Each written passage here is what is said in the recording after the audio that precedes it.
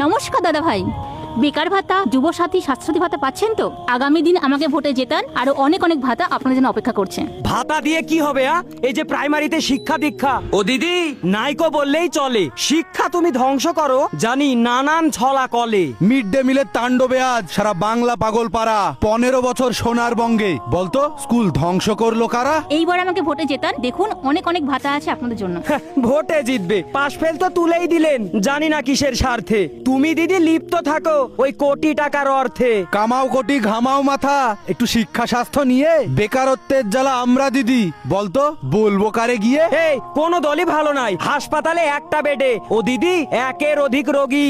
এসব কথা ভুলে তুমি ভোট প্রচারে মনোযোগী। রাস্তার কথা না বললেই নয়, আগে রাস্তা মেরামত করার দরকার। দুর্নীতি ধ্বংস করবে জানি মমতা দিদির সরকার। আরে ধ্বংস তো করছেই।